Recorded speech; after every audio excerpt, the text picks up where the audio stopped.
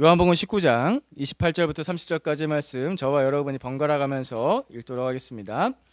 그 뒤에 예수께서는 모든 일이 이루어졌음을 아시고 성경 말씀을 이루시려고 목마르다 하고 말씀하셨다. 거기에 신포도주가 가득 담긴 그릇이 있었는데 사람들이 해면을 그 신포도주에 듬뿍 적셔서 우슬초 내에다가 꿰어 예수의 입에 갖다 대었다. 같이 읽겠습니다. 예수께서 신포도주를 받으시고서 다 이루었다 하고 말씀하신 뒤에 머리를 떨어뜨리시고 숨을 거두셨다. 아멘. 십자가에 예수님을 그린 성화들을 보면요, 예수님께서는 뼈가 다 드러나게 앙상하고 또 힘없이 처져 있는 그런 모습을 하고 계십니다. 보통 십자가에 예수님을 그릴 때 이런 모습을 그리게 됩니다. 주님의 고통은 분명 너무나 큰 것이었습니다. 너무나 고통스러운 것이었습니다. 특별히 하나님 아버지로부터 버림받는 그 고통은 주님을 뒤흔들 정도였죠. 그 어둠 전에는 3시간의 어둠 전에는 예수님께서 구원의 말씀도 하시고 낙원의 말씀도 하시고 용서도 하시고 하셨는데 3시간의 어둠 뒤는 예수님께서 절규를 하셨습니다. 나의 하나님 어찌하여 나를 버리셨습니까? 소리치면서 절규하실 정도로 주님께서는 이 고통이 너무나 힘드셨습니다.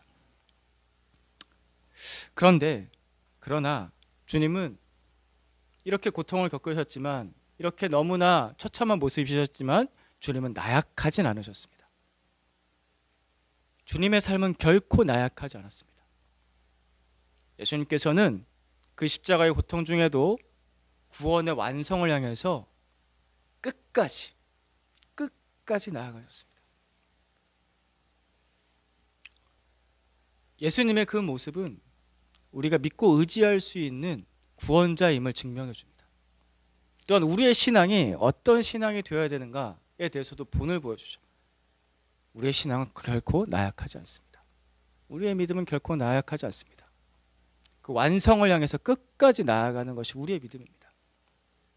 예수님께서 그렇게 완성하셨기 때문에, 예수님께서 그렇게 끝까지 가셨기 때문에 오늘 말씀이 그것을 보여주죠.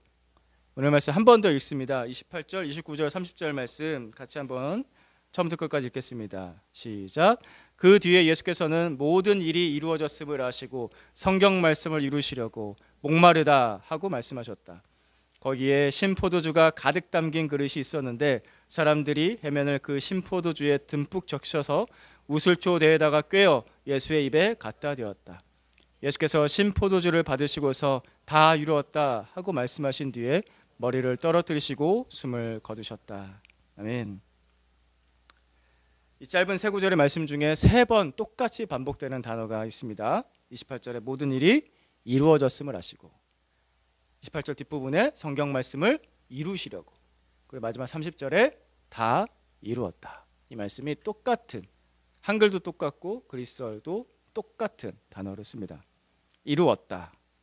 이 이루었다라는 말의 뜻에는 끝냈다, 완성했다, 그리고 값을 다 지불했다 라는 뜻이 있습니다. 끝냈다, 완성했다, 값을 다 지불했다. 우리 예수님께서는 3시간의 그 어둠이 지난 후에 하나님 아버지로부터 버려짐을 당하는 그 진노의 형벌을 다 받으신 후에 아셨습니다. 뭘 아셨냐면은 28절 말씀 다시 보시면은 모든 일이 이루어졌음을 아시고, 예수님께서 아셨습니다.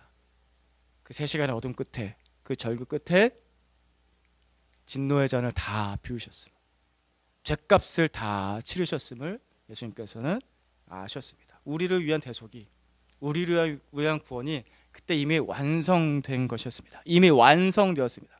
그런데 이 말씀 계속해서 보면은 예수님께서 완성되었는데 그 십자가의 고통 중에 다시 한 걸음 더 완벽한 완성을 향해서 가십니다. 28절 뒷부분에 성경 말씀을 이루시려고, 이미 완성됐어요. 그것을 예수님께서 아셨는데 예수님께서 한 번 더 성경 말씀을 이루시려고, 성경 말씀을 완성하시려고 예언된, 성경에 미리 예언된 그 말씀을 완성하시기 위해서 한 걸음 더 나아가시는 겁니다.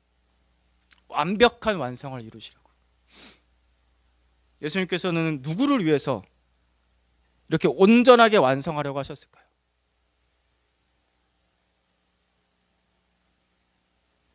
왜 그 어느 것 하나까지도 한 치의 오차도 없이 완벽하게 완성하려고 하셨을까? 누구를 위한 완성인가? 우리를 위한 완성입니다. 나를 위한 완성이에요.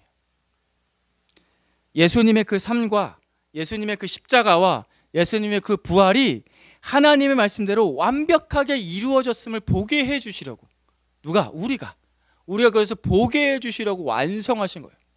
그래서 우리가 그것을 보고 이건 진짜 믿을 만한 거야 라고 하면서 믿을 수 있게 하시려는 그런 완성, 완벽한 완성을 주님께서 끝까지 이루어 가십니다.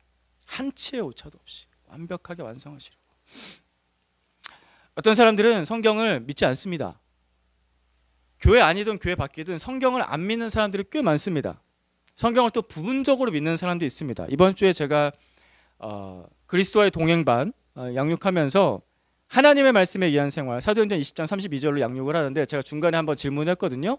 여러분들은 성경이 전체가 다 하나님의 말씀이라고 믿으십니까? 이게 사실이라고 믿으십니까? 라고 했을 때 감사한 건 우리 교인들은, 그 양육반에 있었던 사람들은 다 예, 그렇죠, 다 사실이라고, 하나님의 말씀이라고 믿습니다라고 다 얘기를 하더라고요. 다행이에요. 근데 전체를 대상으로 제가 물어봤을 때 아니라고 하는 사람이 있을 수 있습니다. 부분적으로 성경이 사실이겠지, 부분적으로 성경이 하나님의 말씀이겠지, 근데 어떤 건 정말 믿을 수 없는 거야, 허구야, 약간 신화에 가깝지 않나? 라고 생각하는 사람들이 교회 안에도 있을 수 있고, 당연히 교회 밖에는 더 많겠죠. 그런 사람도 있습니다. 그런데 만약에 여러분 성경이 허구였다고 한다면요, 성경은 존재할 수 없었을 것입니다. 성경이 거짓말이었다고 한다면은 성경은 지금까지 존재할 수 없었습니다. 왜냐하면, 그 이유를 말씀드릴게요. 왜냐하면 신약 성경은 주님께서 오시고 난 그 영년을 기준으로 AD, 그 기준 있잖아요. AD 50년에서 100년 사이에 다 기록이 되었기 때문입니다. AD 50년에서 100년 사이, 그 예수님께서 AD 33년에 승천하셨잖아요. 하나님 나라 올라가셨어요. 그러니까 AD 50년에서 100년 사이면요, 예수님과 굉장히 같은 시대, 동시대를 의미합니다. 즉 무슨 말이냐면은, 신약 성경은 예수님을 직접 보고, 직접 듣고, 직접 만지고, 직접 경험했던 사람들이 바로 그의 시대에, 그들의 시대에 기록에 남겼고, 그것이 완성이 되었다고요. 신약 성경이 그 시대에, 100년 뒤가 아니라 200년 뒤가 아니라 수천 년 뒤가 아니라 예수님과 같은 시대를 살았던 사람들이 직접 보고 직접 듣고 그걸 기록에 남겼어요. 자, 그래서 그걸 중심으로 해서 복음을 전했지 않습니까? 따라서 어떤 사람들이 있을 수 있냐면, 이게 만약에 허구였다고 한다면, 신약 성경이 허구였다고 한다면은 예수님과 같은 시대를 살았던 사람들 중에 나도 예수 봤는데, 근데 그거 거짓말이잖아, 너네 하는 말 거짓말이야, 나도 예수 받고 예수님의 그 이야기를 들었고 예수님의 그 기적을 봤는데 그건 거짓말이야 라고 반박할 사람들이 분명히 같은 시대에 있을 수 있었다고요. 제 말 이해되시죠? 그렇게 열심히 전했다고 한다면 그것에 대해 반박할 사람들도 분명히 있었을 거 아니에요. 거짓말이라고, 나도 봤다라고 하는 사람들이 있었을 텐데, 그래서 그렇게 반박당했다고 한다면, 그게 정말 거짓이었다고 한다면 신약 성경은 이렇게 널리까지 퍼질 수가 없었을 겁니다. 그죠? 제 말이 이해되시죠? 논리적이지 않습니까? 이건 저만의 주장이 아닙니다. 그런데 신약 성경은 그때 당시 로마 제국, 그때 당시 거의 모든 세계죠. 그때 당시에 로마 제국이랑 그때 당시 전 세계의 로마 제국에 널리 퍼지고 복음이 전해지면서 이것을 직접 보고 들은 사람들의 증언이라고 인정을 받았어요. 그것이 인정받았기 때문에 믿고 구원을 받는 사람들이 생겼고, 교회들이 생겼고, 나중에 어떻게 됩니까? 로마가 기독교화 됩니다.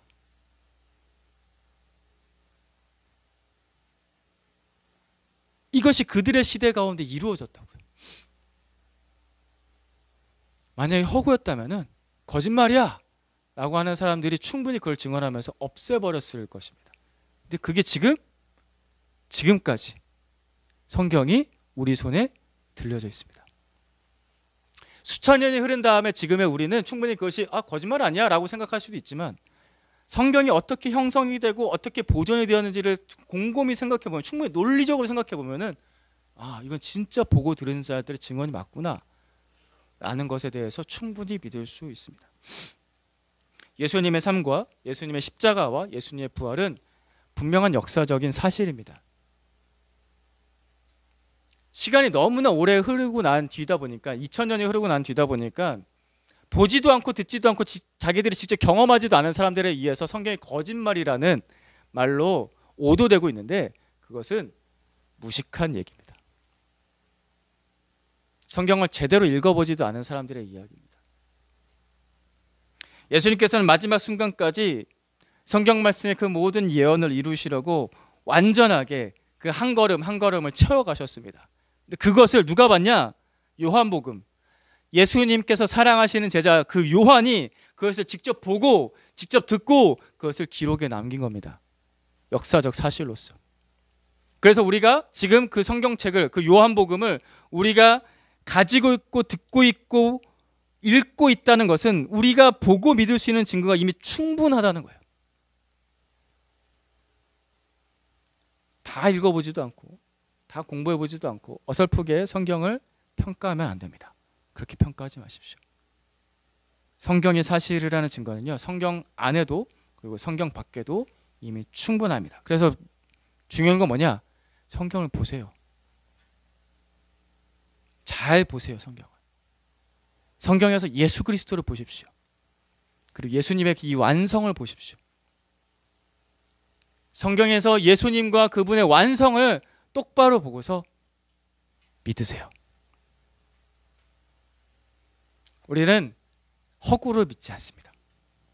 우리는 분명히 사실을, 이것이 진짜 사실인지를 검증해 가면서 믿을 수 있는 사람들입니다. 우리는 막 믿으라고 하지 않습니다. 우리는 맹신하지 않습니다. 기독교인은 사실을 믿는 사람들입니다. 보고 확인하고 그 완벽한 구원을 보고 믿으십시오. 충분히 믿을 수 있습니다. 오늘 예수님께서 십자가에서 예언을 이루셨다고 하셨는데, 그 말씀을 완벽하게 이루셨다고 하는데, 그 예언은 이 말씀입니다. 시편 69편 21절 말씀. 시편 69편 21절 말씀 같이 읽겠습니다. 시작. 목이 말라 마실 것을 달라고 하면 나에게 식초를 내주었습니다. 구약성경 시편에 이렇게 예언이 되어 있습니다. 목이 말라 마실 것을 달라고 하면 나에게 식초를 내주었습니다. 그것이 요한복음 19장 29절에 이렇게 기록되어 있는 겁니다. 29절 말씀 같이 봅니다. 시작. 거기에 신포도주가 가득 담긴 그릇이 있었는데 사람들이 해면을 그 신포도주에 듬뿍 적셔서 우슬초에 꿰어 예수의 입에 갖다 대었다. 아멘. 여기서 말하는 신포도주는 포도주에다가 식초를 섞은 것을 말합니다. 이게 그때 당시에 로마 군인들이 마시던 음료였습니다. 그러니까 로마 군인들이 지금 예수님을 십자가형을 하고 있잖아요. 그 십자가형을 진행하고 있잖아요. 그래서 그 로마 군인들을 위해서, 자기들을 위해서 한 켠에다가 그릇을 마련했는데, 그 그릇에 자기들이 원래 먹던 포도주에다 식초를 섞은 그 음료를 거기다가 가득 채워 놓은 겁니다. 몇 시간이 흘러야 되니까, 또 사실 십자가는 며칠이 지나야 되니까 그들의 음료를 갖다 놓은 겁니다. 사실 근데 이 음료는 질이 좋은 음료가 아닌 거죠. 마셔도 목이 마른 음료입니다. 마셔도 오히려 갈증을 더하게 하는 그런 식초였습니다. 예수님께서 마지막으로 마신 그 음료가 바로 이것이었습니다. 식초를 마셨다. 목마르다 하셨는데 그 신포도주를 입에 갖다 대셨습니다. 우리가 지금 시대에 헌혈을 하고 나면은 간호사가 하는 말이 있습니다. 물 많이 마시세요 라는 말을 합니다. 물 많이 마시세요. 겨우 손바닥만한 한 팩 피를 뽑았는데, 우리 몸에 비하면 그렇게 큰 양 아니잖아요. 큰 양 아닌데도 겨우 피 한 팩 뽑았는데 간호사는 신신당부를 해요. 물 많이 마시셔야 돼요. 여기는 간식 다 드시고요. 물 꼭 마시세요. 더 마시세요. 한 잔 더 마시고 가시죠. 충분하게 마시고 집에 돌아가세요. 집에 가셔도 물 많이 마시세요. 라고 몇 번을 말해요. 신신당부예요. 왜냐하면 그 사람들은 의학 전문가들이잖아요. 알아요. 나는 못 느껴도 그 사람들은 압니다. 피를 흘리면 사람에게 탈수 증상이 있다는 것을. 그래서 물을 계속 마시라고 하는 겁니다. 예수님께서는 십자가형을 받으시기 전부터 이미 많은 피를 흘리셨습니다. 채찍에 맞으셨는데 그 로마 군인들이 쓰던 채찍은 그 끝에 뼈 조각, 철 조각을 달아가지고 한 번 채찍에 맞으면 살점이 뜯겨나가는 그런 채찍이었습니다. 그래서 살갗 아래 근육뿐만 아니라 뼈까지 다 드러날 정도로 온몸이 다 찢긴 상태였습니다. 그러니까 이미 출혈을 굉장히 많이 하신 거죠. 피를 흘리실 대로 많이 흘리셨습니다. 다른 역사의 기록에 따르면은 십자가형 전에 그 채찍만으로 이미 죽는 사람도 많았다고 합니다. 그리고 나서 예수님께서는 십자가에 못 박히셨죠. 못 박히실 때 머리에는 가시면류관을 쓰셨습니다. 머리부터 손과 발에 대못이 박히셨는데 그 손과 발에 그 끝까지 계속해서 온몸에서 머리부터 발끝까지 피를 계속해서 흘리셨습니다. 법의학자들이 예수님의 처형에 대해서 연구한 바에 따르면은 예수님은 그 십자가형을 받는 동안에 저혈량 쇼크, 혈량이 부족해서 혈액이 부족해서 오는 쇼크 상태였을 거다. 그런 고통 중에 있었을 거다라고 말을 합니다. 그러니까 얼마나 목마르셨을까요? 온몸의 피를 다 쏟으셨습니다. 다 쏟으셨습니다. 그래서 주님은 목마르셨습니다. 주님의 육체도 목마르셨고 또한 그분의 영혼까지도 목마르셨습니다. 그 목마름은 우리를 위한 목마름이었습니다. 그 목마름은 바로 나를 위한 목마름입니다. 여러분, 당신을 위한 목마름입니다. 예레미야 말씀 2장 13절 말씀 같이 읽겠습니다. 시작. 참으로 나의 백성이 두 가지 악을 저질렀다. 하나는 생수의 근원인 나를 버린 것이고 또 하나는 전혀 물이 고이지 않는 물이 새는 웅덩이를 파서 그것을 샘으로 삼은 것이다. 아멘. 하나님께서 죄에 대해서, 악에 대해서 이렇게 가르쳐 주셨습니다. 죄가 뭔가? 죄가 이것입니다. 하나님을 떠난 죄인은 목마릅니다. 왜 목마른가? 생수의 근원인 하나님을 버렸기 때문에 목이 마릅니다. 하나님을 떠난 죄인은 목마릅니다. 왜 목이 마른가? 죄인이 파는 그 샘은 물이 새는 웅덩이이기 때문에 목이 마릅니다. 채워지지가 않습니다. 죄인에게는 목마름이 있습니다. 나에게는 목마름이 있어요. 인류의 문명과 인류의 기술이 계속해서 발전하고 있지 않습니까? 좋은 쪽으로 계속해서 발전하고 있다고 합니다. 하지만 지금 우리는 기후의 위기로 우리 문명의 종말을 걱정하고 있습니다. 문명이 그렇게 발전했는데, 그렇게 기술이 발전했는데 우리는 끝을 향해 가고 있다고 합니다. 과학자들은 다 알고 있습니다.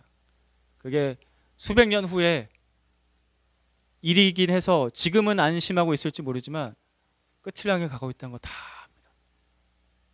새고 있어요. 계속 발전하는데 계속 새요. 그걸 막을 수가 없어요. 문명이 발전해도 왜 이것을 해결하지 못하는가? 기술이 발전해도, 아무리 인간이 발전해도 인간 스스로 죄의 문제는 해결할 수 없기 때문입니다. 지구상에 이미 충분한 자원이 있잖아요. 충분한 자원이 있다고요. 충분한 기술력도 있어요. 충분한 지혜도 있어요. 하지만 그것을 절대 공평하게 분배하지 않잖아요. 그것만 봐도 인간의 죄를 알 수 있습니다. 우리의 죄와 우리의 욕망이 우리 스스로를 목마르게 하는 겁니다. 사람은 죄 때문에 목이 마릅니다. 하나님을 떠났기 때문에 목이 마릅니다. 그것을 우리 스스로 해결할 수가 없습니다. 그런데 예수님께서 그런 우리 대신에, 그런 죄인인 우리 대신에 목마르기로 하셨습니다. 나 대신에 예수님께서 목마르기로 하셨다고요. 주님, 우리가 죄 때문에 겪는 그 목마름을, 그 채워지지 않는 그 목마름을 대신 감당하기로 하셨습니다. 예수님께서 그것까지도 대속하셨습니다. 주님은 나의 목마름을 대속하셨습니다. 구약 성경에 이스라엘 민족의 모든 죄를 용서하는 속죄일에 대한 기록이 되어 남아 있습니다. 레위기에 보면 있는데요. 속죄일이라는 날이 있습니다. 그들의 종교력으로 7번째 달 10일 날 속죄일이 있습니다. 이 속죄일에 준비하는 제물들이 많은데 그 중에 특별히 순념소 2마리를 준비를 합니다. 속죄일에 준비하는 이 순념소 2마리, 왜 두 마리를 준비하냐면은 첫 번째 순념소는 하나님께 이 이스라엘의 죄를 용서해 주십시오라고 바치는 속죄 제물로서 바치는 순념소가 한 마리가 있고요. 또 다른 한 마리는 광야로 황무지로 내보내는 순념소가 또 한 마리가 더 있습니다. 두 마리의 순념소로 준비합니다. 그 속죄일에 한 마리로는 안 되는 거예요. 두 마리가 필요한 거예요. 그 말씀, 레위기 말씀 보겠습니다. 16장 21절 22절 말씀. 제가 21절 읽겠습니다. 살아있는 그 순년소의 머리 위에 두 손을 얹고 이스라엘 자손이 저지른 온갖 악행과 온갖 반역행위와 온갖 죄를 다 자백하고 나서 그 모든 죄를 그 순념소의 머리에 씌운다. 그런 다음에 기다리고 있는 사람의 손에 맡겨 그 순념소를 빈들로 내보내야 한다. 그 순념소는 이스라엘 자손의 온갖 죄를 짊어지고 황무지로 나간다. 이렇게 하러는 그 순념소를 빈들로 보낸다. 온갖 악행과 온갖 반역행위와 온갖 죄를 다 뒤집어 씌워서 광야로 내보내는 그 순념소. 구약 성경의 모든 말씀을 그리고 신약 성경의 모든 말씀은 한 정점을 향해서 모입니다. 그 정점은 바로 예수 그리스도이십니다. 이스라엘의 모든 죄를 대신 짊어지고 황무지로 나간 그 순년소처럼 예수님께서는 우리의 모든 죄를, 나의 모든 죄를 대신 지고 그 무리 없는 황무지로 나아가셨습니다. 목마를 수밖에 없는 그 십자가로 홀로 나아가셨습니다. 나의 모든 죄를 대신 지고 가장 목마른 자리, 하나님 아버지께 버림받는 그 자리로 예수님께서 그 자리로 나가셨습니다. 주님께서는 그렇게 나의 목마름을 대속하셨습니다. 그런데 역설적이게도 주님께서 목마르신 그 십자가에서 우리의 목마름이 해결이 됩니다. 이것이 복음의 역설입니다. 주님은 목마르실 때 나는 해결됩니다. 이것이 구원의 역설입니다. 예수님께서 흘리신 그 보배로운 피가 나를 위한 생수가 되기 때문에 주님께서 목마르셔야 나는 목마름이 해결이 됩니다. 주님께서 제자들과 마지막 식사 자리에서 이렇게 말씀하셨잖아요. 십자가에 달리시기 바로 직전에 마지막 식사 자리에서 받아 마셔라.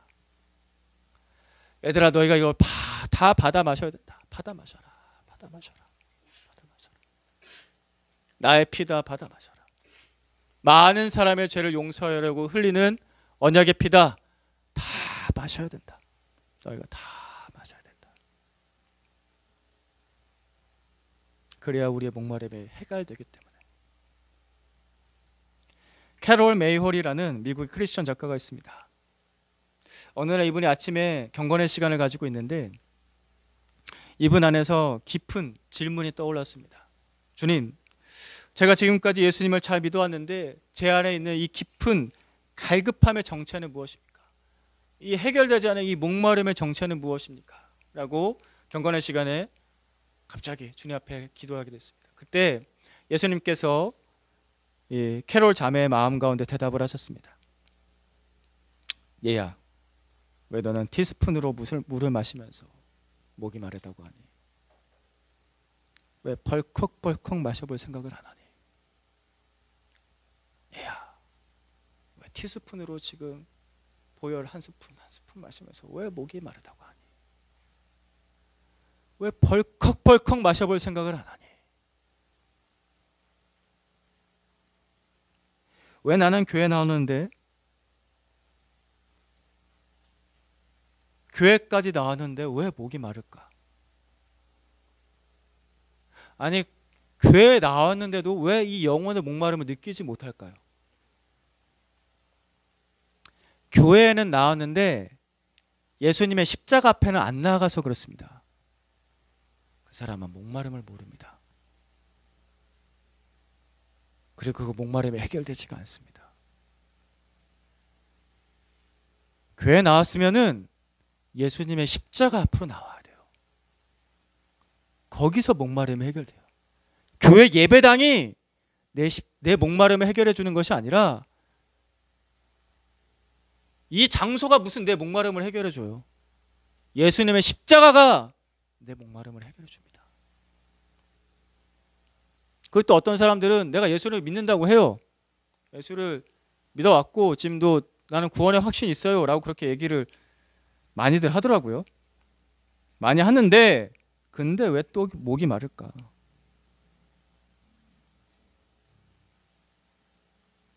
벌컥벌컥 안 마셔봐서 그래요. 주님의 보혈을 벌컥벌컥 마셔봐야 되는데 벌컥벌컥 마셔볼 생각은 안 해요. 충분히 마셔야죠. 충분히. 예수님께서 다 이루셨잖아요. 예수님은 우리가 믿고 의지할 수 있는 완벽함을 가지고 계세요. 그런 예수님의 십자가 앞으로 나가 그 보혈을 충분히 마시는 거예요. 한 스푼 마시는 게 아니라 충분히 마시는 거라고요. 여러분, 우리가 일상에서 죄를 짓지 않습니까? 오늘 주일인데, 거룩한 주일인데, 거룩한 주일날 일어나서도 눈 뜨자마자 죄를 짓었다고요? 그죠? 우리가 일상에서 너무나 쉽게 짓는 그 죄, 내 눈엔 작아 보이는 그 죄, 그 죄를 용서받는데 주님의 보혈이 얼마나 필요할까요? 별로 그렇게 큰 죄가 아니니까 보혈 한 컵이면 충분할까요? 이 정도 한 컵 정도 오늘 아침에 죄 지었으니까 이 정도 한 컵 정도 보혈 마시면 내 죄가 다 용서받겠지. 그럴까요? 좀 큰 죄를 졌어. 내가 좀 거짓말을 심하게 했네. 내가 욕을 좀 심하게 했네. 그러면은 한 컵 가지고 안 되지. 보혈 한 2컵 가져와 봐. 2컵 따라서 꿀꺽꿀꺽 마시면 이제 내 죄가 용서받았겠지. 그럴까요?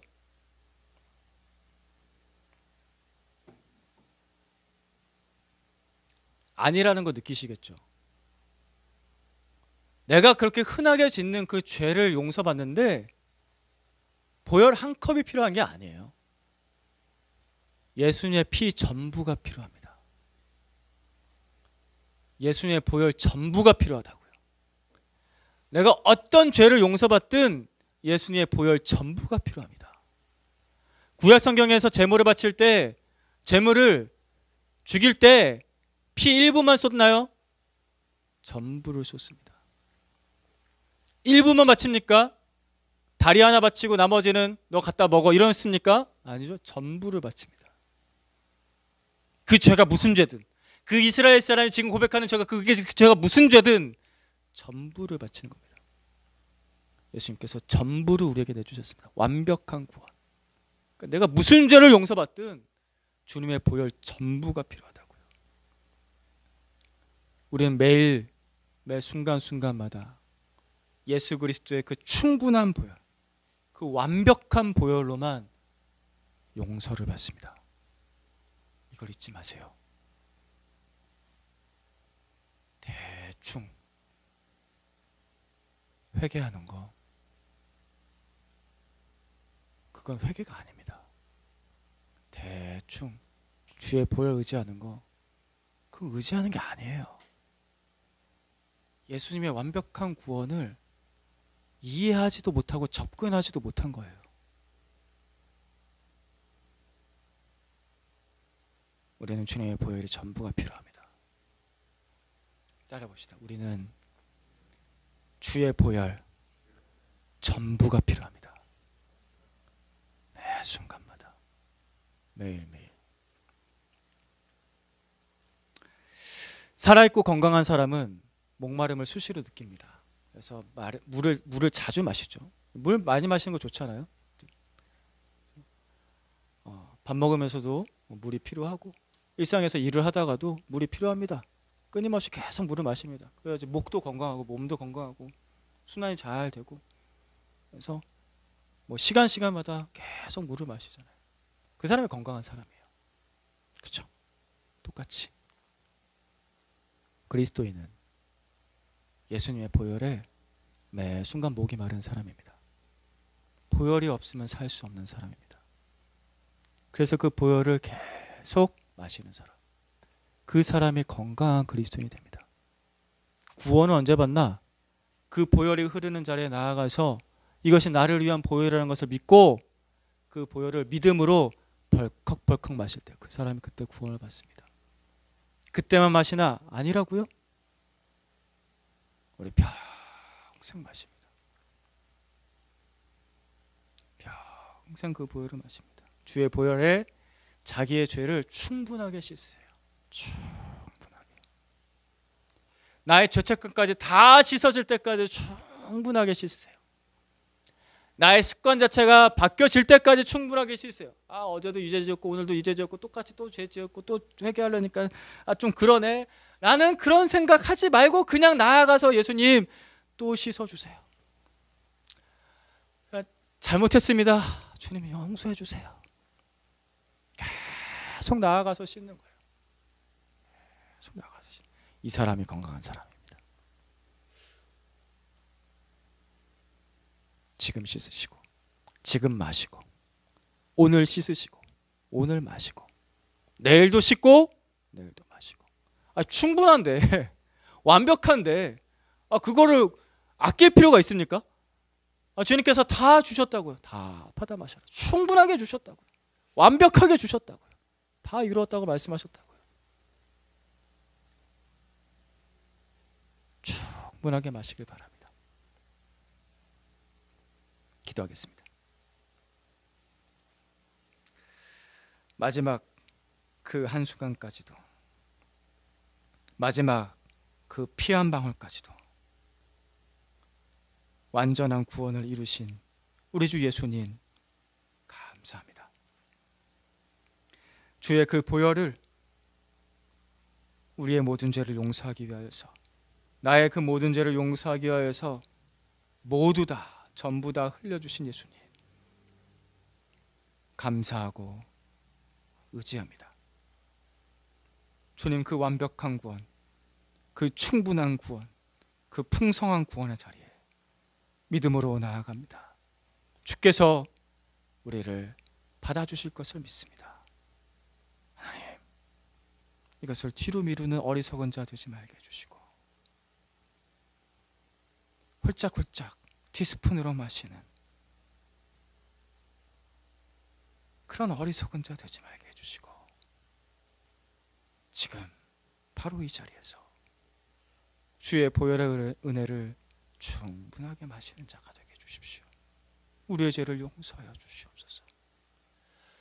하나님, 그 차고 넘치는 그 보혈의 은혜로 나의 죄를 깨끗하게 씻어주시고 그 충분한 은혜로 구원받은 자의 삶을, 그 풍성한 삶을, 그 완전한 삶을 누리게 하여 주시옵소서. 우리의 소망이, 우리의 기대가 겨우겨우 구원받고 겨우겨우 천국 가고 덕거리 하듯이 주의 십자가 겨우겨우 붙잡는 것이 아니라, 하나님, 우리의 기대와 소망이 그 완전한 예수 그리스도 주께서 이루셨듯이 그 완전한 구원을 우리 삶 가운데서 풍성하게 누리는 것이 되기를 소망합니다. 예수 그리스도 그 장성한 분량에 이르기까지 주의 은혜를 향해서 매일매일마다 매 순간순간마다 달려나가는 자 되게 하여 주시옵소서. 예수 그리스도의 이름으로 기도드립니다. 아멘.